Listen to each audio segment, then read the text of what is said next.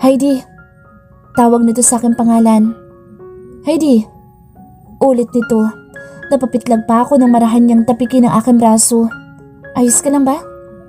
Kanina pa kita tinatawag pero parang hindi mo ako naririnig. Tura nito. Nasobrahan lang siguro ko sa busog kaya medyo uminang pandinig ko. Pagdadahilan ko. May sinasabi ka? I was asking if you want something to drink. Coffee? Tea? Alok nito. Hindi na, busog pa ako. Mamaya na lang siguro. Malumanay kong tanggi. Okay. Bahagi ako nakahinga ng maluwag nang bumalik na ito sa kanyang lamesa. Ako naman ay pinagpatuloy na lamang ang pagliligpit ng aming pinagkainan. Mabilis na lumipas ang oras. Halos magdidilim na nang lumingon ako sa labas ng pader na nasa salamin. Naging magaan ang maghapon namin ni Sandro. Bagamat madalang kami mag-usap dahil parehas kaming abala sa kanya-kanyang mga ginagawa, tila may unawaang namumuo sa aming pagitan. Let's go home? Untag nito sa akin nang matapos nitong patayin ang kanyang laptop. Just a minute. Tugon ko saka mabilis na inilagay sa presentation ng isang importanteng detalye para sa aming proposal. Okay, that's it for today. Saad ko, saka pinatay na din ang aking laptop. Bahagya pa ako nag-inat dahil tila medyo nangalay ang likod ko dahil sa mahabang oras na nakaupo. Where do you want to have dinner? Tanong nito nang lumapit sa akin. Sa bahay mo na lang siguro? Para kasabay din natin kumain si Carla. Sagot ko. Okay, I'll call the house to let them know that we're going to have dinner there. Saad nito saka kinuha ang kanyang cellphone. Habang abala ito sa pagkipag-usap at pagbibilin sa kanyang tao sa mansyon, ay muli ako nagkaroon ng pagkakataong pagmasdan nito nang hindi niya napapansin. Hindi ko maiwasang mapangiti sa aking sarili habang pinapanood ang bawat kilos nito. Kung iba siguro ang makakakita sa amin ay aakalaing higit pa sa boss at empleyado ang namamagitan sa amin dalawa. Mukha kaming mag-asawa na galang sa trabaho at sabay na uuwi sa aming love nest. This is the life that I was dreaming of. Ngunit agad na naglaho ang ngiti sa aking mga labi nang sumagi sa aking isip ang buhay na pinapangarap ko noon. I was dreaming of becoming a wife and a mother, but at the same time, I wanted to build myself to become a successful career woman, and I was expecting all of that to happen with Jacob by my side. Sa dami at gulo ng mga pangyayari, tila nakalimutan ko na ang dating buhay na inaasam ko noon. Akala ko hindi ko mararamdaman ang sakit ng panlulokong ginawa sa akin ni Jacob at Katrina. Ngunit nagkamali pala ako. All it takes is one glimpse of the future that I was dreaming of in order for me to realize what I actually lost. Ang kaninang tuwa ay mabilis na naglaho at napalitan ng sakit at pagkalito. Alam kong mahal ko si Jacob. Ilang taon din kaming naging magkasintahan bago nangyari ang naudlot naming kasal. Kaya't bakit ganito na tila ba kay bilis kong nahulog para kay Sandro? Pagmamahal nga ba ito dahil lamang sa utang na loob? Kaninong puso nga ba ang tumitibok para kay Sandro? Sa akin o kay Caitlin? Are you ready? Napapitlag pa ako nang humarap sa akin si Sandro at kausapin ako. Hindi ko na malayang nahulog na pala ako sa malalim na pag-iisip. Yes. Nautal kong tugon sa kamabilis itong iniwasan ng tingin. Hindi ko na ito hinintay at nauna na ako lumabas ng kanyang opisina. Ramdam kong nahalata nito ang biglaan kong pagbabago ng timpla. Is there something wrong? Usisa nito nang makasakay kami sa loob ng elevator. Nothing. Payak kong sagot habang pilit na iniiwas ang aking mga tingin sa kanya. Hanggang sa makababa kami sa parking area ng gusali ay nanatili lamang kaming walang kibo. It was obvious that he was bothered by my silence. There were a couple of times when he wanted to say something but eventually decided to keep mum. Kahit nang makapasok kami sa loob ng sasakyan ay wala ni isa sa amin ang naglakas loob na magsalita. Hindi ko din kasi alam kung paano ko ipaliliwanag dito ang aking nararamdaman, lalo na't kahit ako mismo ay naguguluhan. Napabugan na lamang ako ng isang malalim na buntong hininga bago ibinaling ang aking tingin sa labas ng bintana. Kung kailan naman tila nagiging maayos na kung anong meron sa amin ni Sandro, ay saka naman ako inatake ng ganitong pakiramdam. Pinilit kong iwasan na lumingon sa gawin ni Sandro. Did I, somehow, do something that offends you? Or to upset you, rather? Wika nito makalipas ang ilang minuto. Agad naman ako nakonsensya nang marinig ko ang kanyang tanong. Ang totoo ay wala naman itong ginawang kahit ano. He's been nothing but good to me. Oh, no, you did nothing wrong. It's not you, it's me. Tugon ko. Parehas kaming natigilan at saglit na nagkatitigan. Maya-maya ay sabay kaming bumunghalit ng tawa. That line was so cheesy. Dinaig pa noon ang mga linya sa pelikula na karaniwang maririnig. Please, don't ever use that as your breakup line. Natatawang komento nito. Why not? Ganting saad ko habang hindi pa rin mapalis ang ngiti sa aking mga labi. It totally makes sense. Katwiran ko. That is so lame. Saad nito na sinundan pa nito ng pabirong pag-irap. And just like that, the atmosphere between us become easy like nothing happened. Marahil ay masyado lamang akong nag-overthink tungkol sa mga bagay-bagay. Mas naging maluwalas na ang biyahe namin pabalik sa kanyang bahay. Bagamat hindi ko pa rin nagawang sabihin sa kanya ang tunay na dahilan ng biglaang pagbabago ng aking timpla. Sa palagay ko naman ay sapat nang malaman niya na hindi ito ang dahilan noon. Sadyang may mga bagay lamang na hindi ko pa kayang ipaliwanag sa kanya. Nang makapasok ang kanyang sasakyan sa loob ng gate ng kanyang mansyon, ay hindi na hinintay ni Sandro na buksan ng driver ang pinto para sa kanya. Nauna na itong bumaba saka tumayo sa gilid ng sasakyan at tinintay akong makababa bago nito isinara ang pinto ng sasakyan. Pumasok na tayo? Ayan ito sa akin. Isang marahang tango at payak ng ngiti lamang ang aking tinugon dito.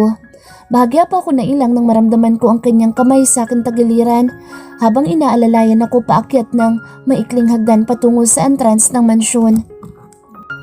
Go ahead and change first. I'll check if the dinner is ready.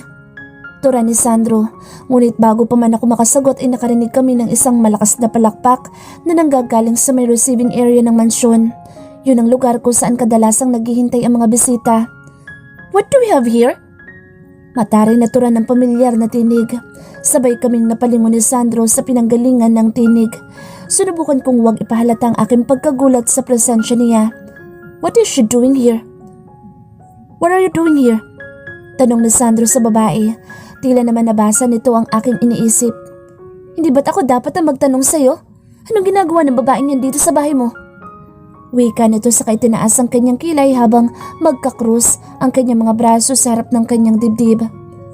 It's none of your business. Mariin nitong saad. None of my business? I am your fiancé, Sandro. Of course, I have a say on this. Bulyaw nito. You were my fiancé, Ingrid.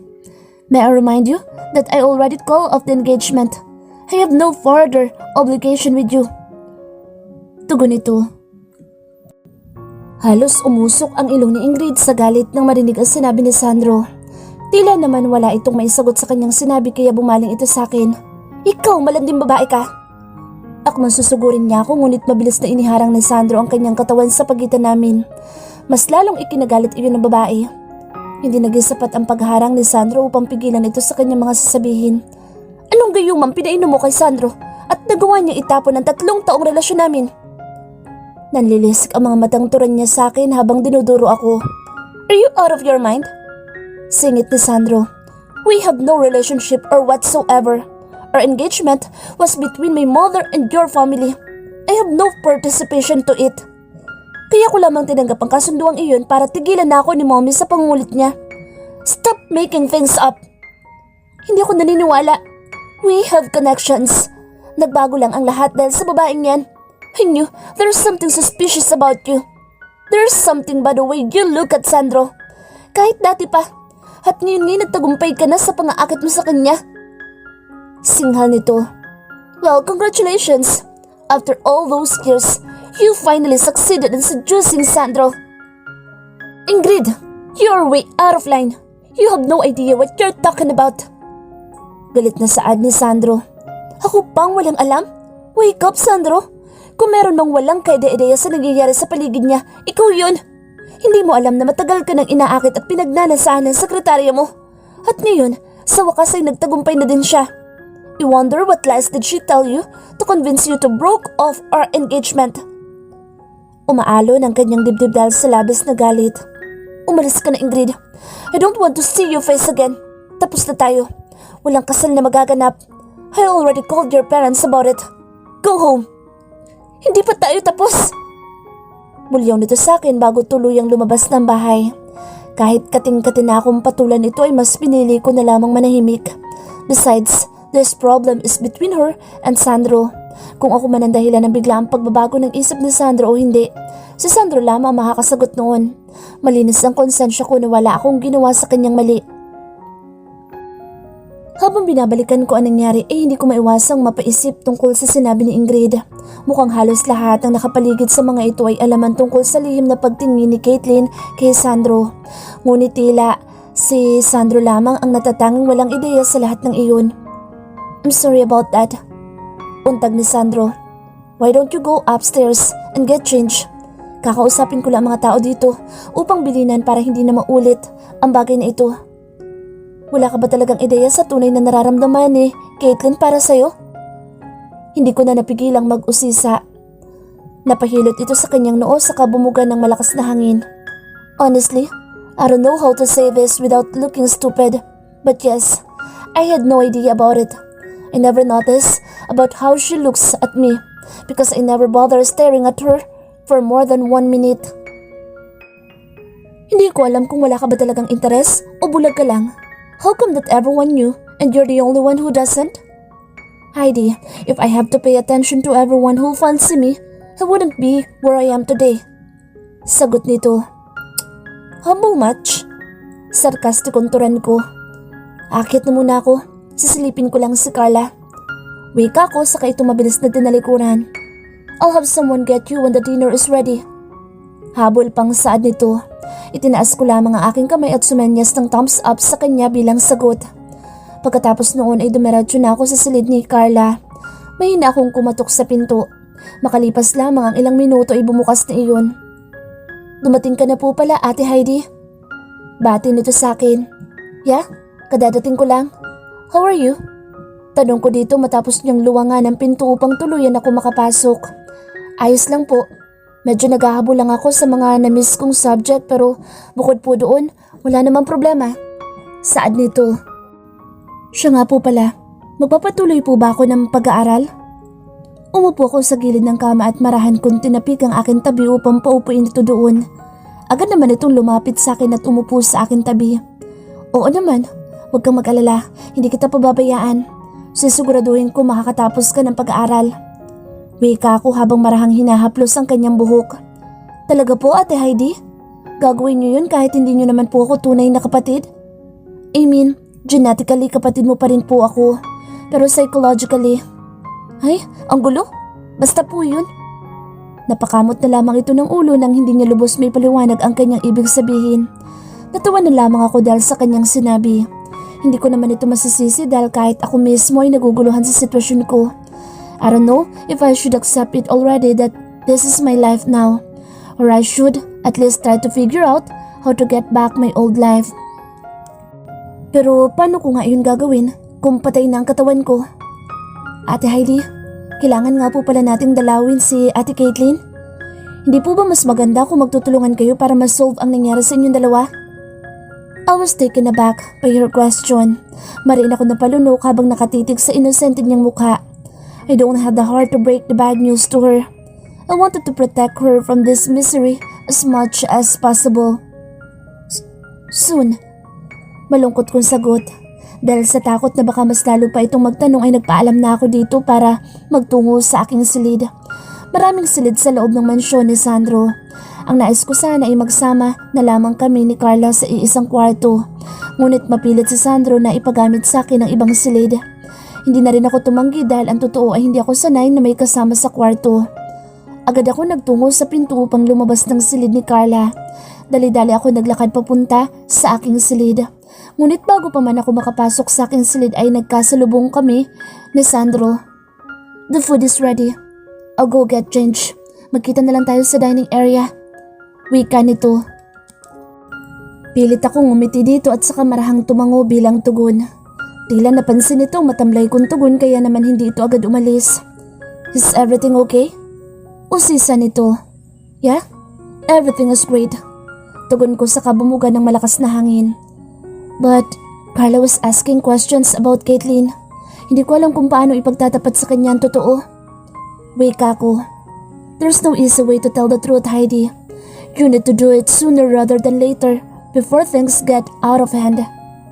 Saka ko na lang siguro sasabihin sa kanya kapag meron na akong sagot. Hindi ko pa rin kasi sigurado kung may pag-asa pa ako makabalik sa katawan ko. Wait ako. Remember? You told me something about that old woman you met outside the church before the explosion. Why don't we look for her tomorrow? Question ito. But what about the presentation? Kunot noong turan ko. This thing is more important than that. Besides, I'm sure that you'll be able to do your work perfectly once you got what you're looking for. Mas mapapanatag ang loob mo kung mahahanap mo mga kasagutan sa lahat ng mga tanong mo. Sagot nito. Nagsimula na namang magwala ang aking puso. Paano ba naman ako hindi mahuhulog sa lalaking ito kung sa bawat kilos nito'y pinapakita niya sa akin kung gaano ako kaimportante? Really? Sigurado ka ba? Alam kong importante sa iyo ang proyektong ito. We only have a week to finish the proposal. Then, we just need to work double time. Casual nitong sagot. Pero kasabay ng mabilis na tibok ng aking puso para sa binata ay siya rin pag-usbong muli ng mga tanong sa aking isip tungkol kay Sandro.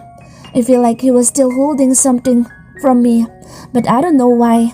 Mas lalo lamang lumalakas ang kutob ko na hindi lang tungkol sa Dubai project ang dahilan niya sa pagtulong sa akin. Isang malaking palaisipan pa rin sa akin kung bakit ganoon na lamang ang pagmamalasakit niya sa akin. Gayong nilinaw nitong wala itong nararamdaman para kay Caitlyn. Ibig bang sabihin ay para sa akin ang pag-aalaga at pag-aalalang nararamdaman niya? Pero bakit? Paano? Meron ba akong hindi naaalala? Have we met before? Tahimik kaming kumakain ng hapunan.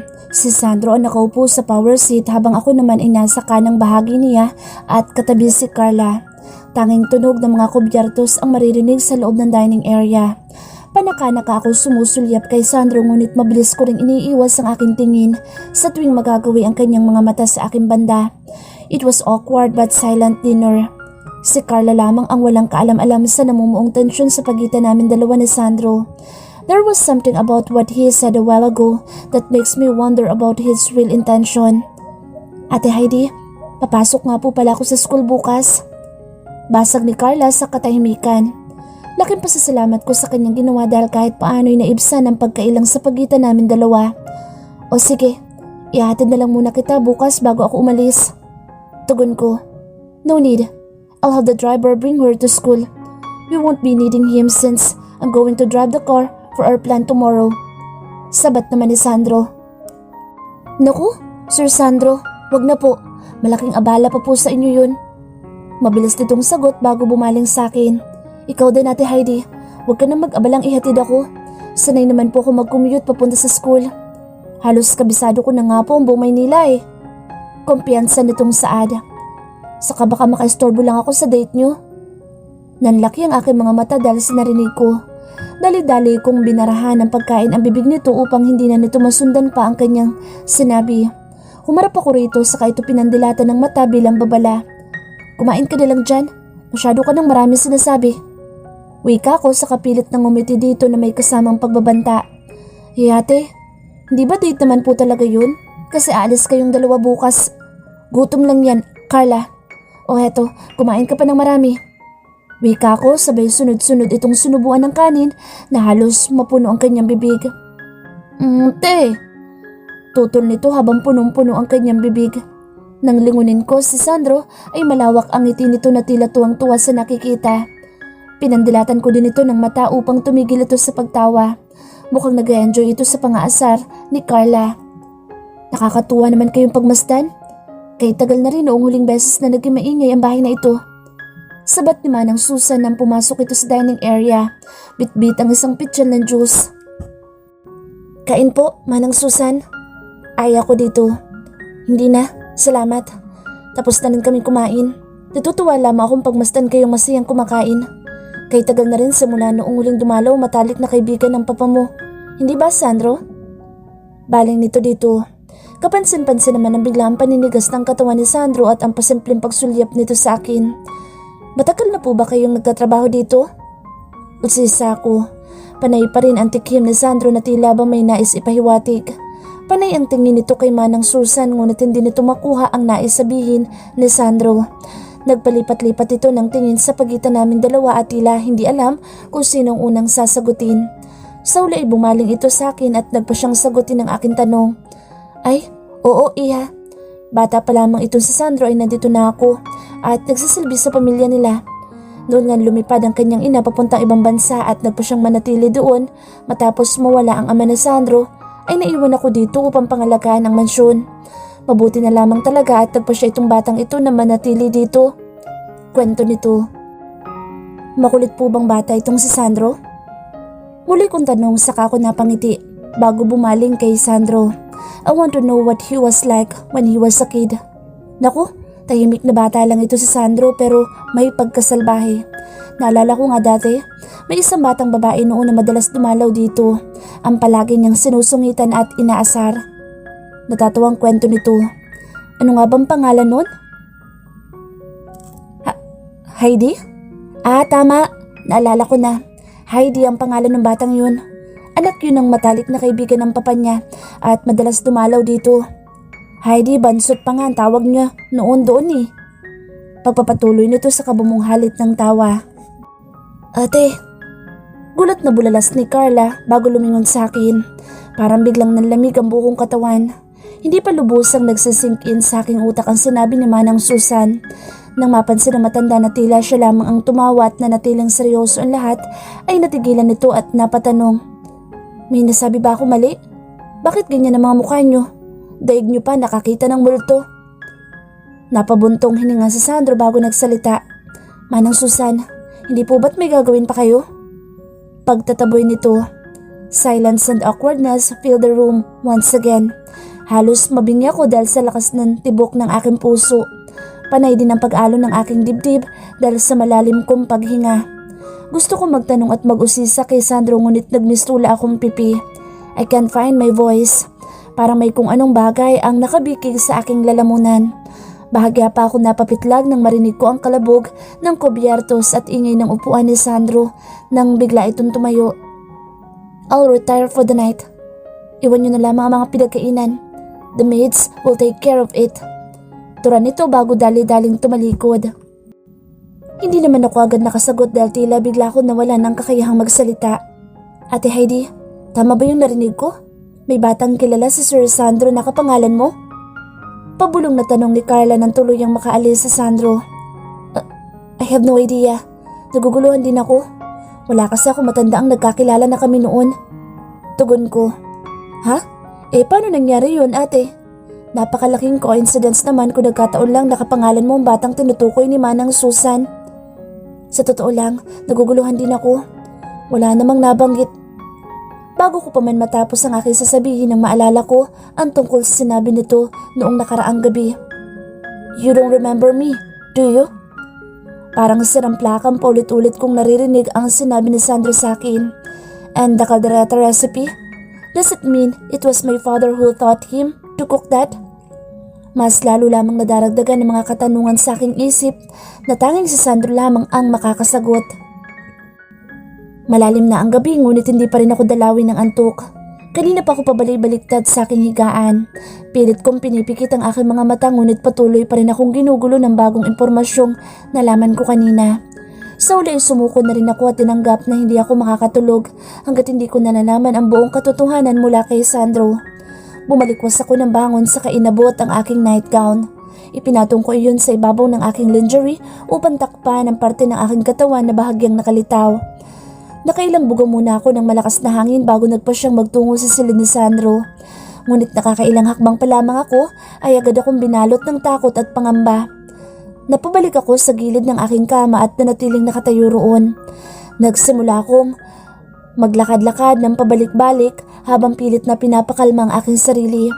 Bahagya akong iniangat ang aking kamay. Kitang-kita ko ang panginginig noon dahil sa labis na kaba. Umayos ka nga Heidi? Bakit ka ba kinakabahan? Turan ko sa aking sarili.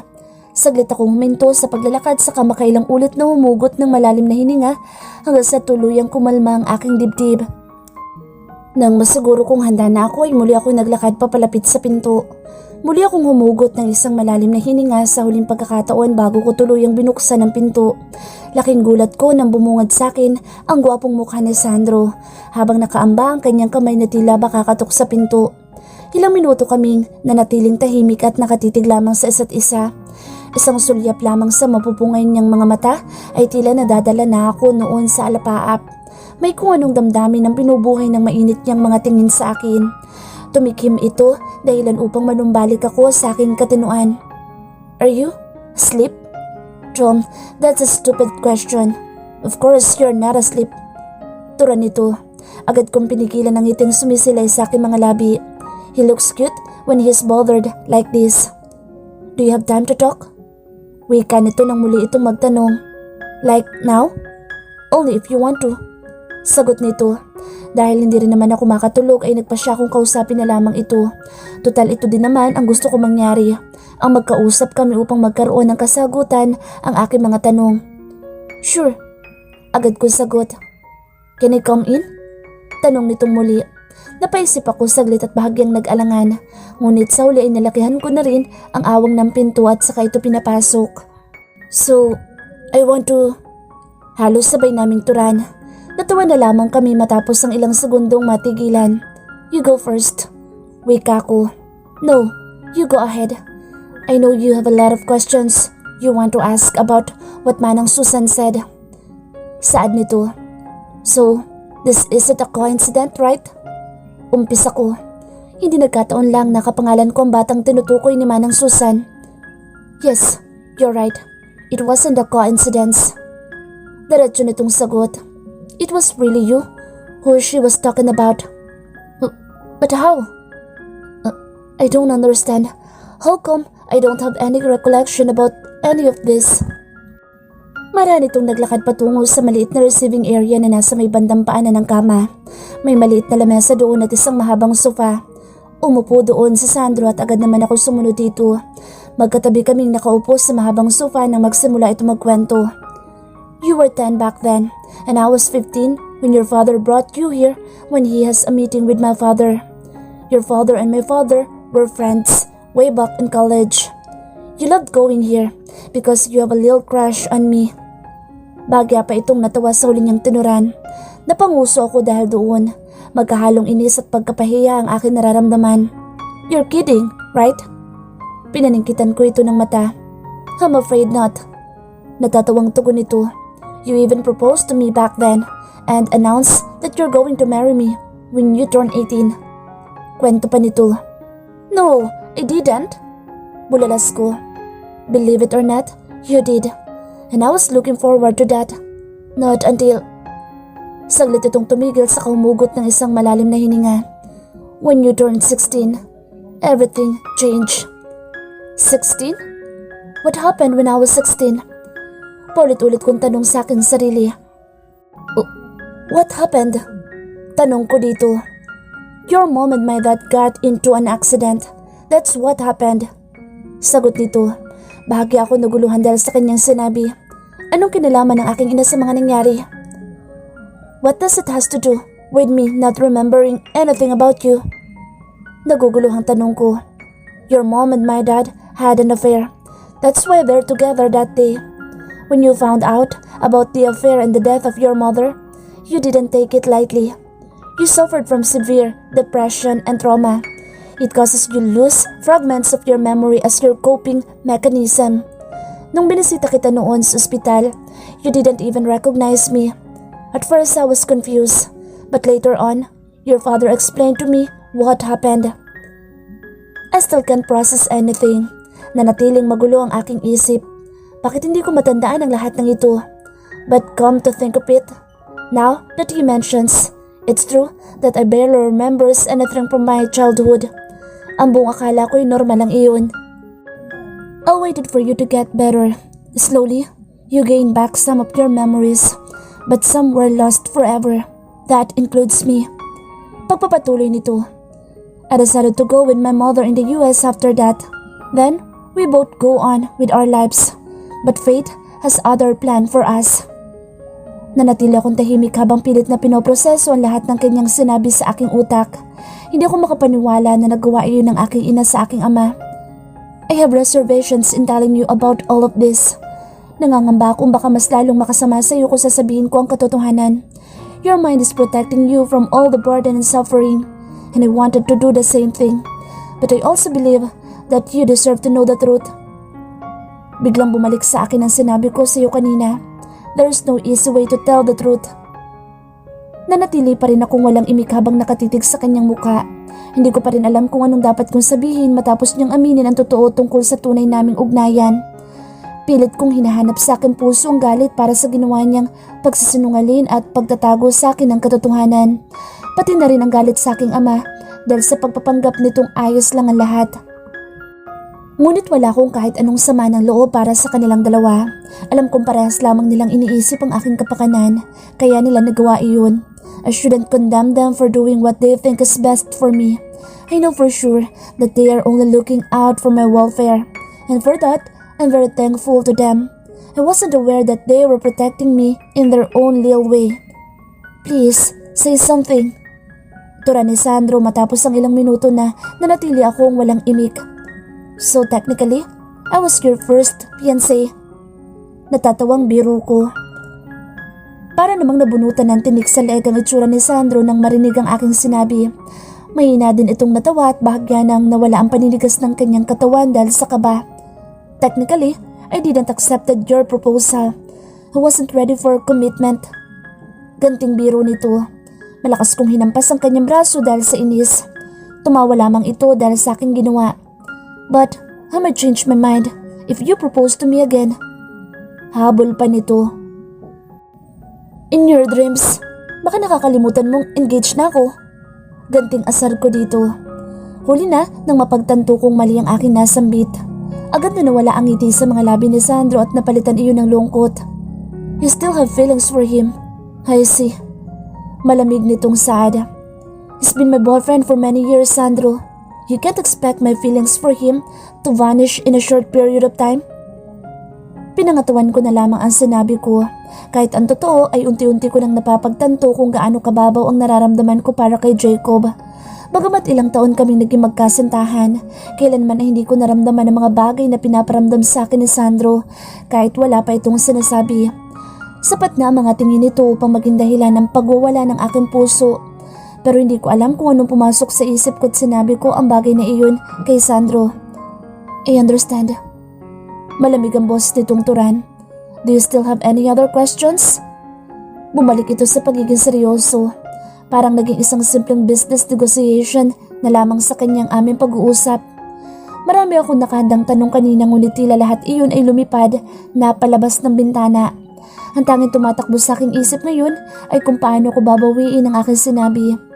Bago pa man ako makapagsalita ay mabilis nang tumayo si Sandro. Maybe we should continue this tomorrow. Magpahinga ka na, malalim na ang gabi. Wika nito sa kaagad na tumalikod at nagtungo sa pinto. Nagtuloy-tuloy itong lumabas ng silid at hindi man lamang lumingon. Great, Heidi. Sa dami naman ang sasabihin yun pa. I buried my face against the pillow and screamed to the top of my lungs to release my frustration. What a great way to end the night, Heidi.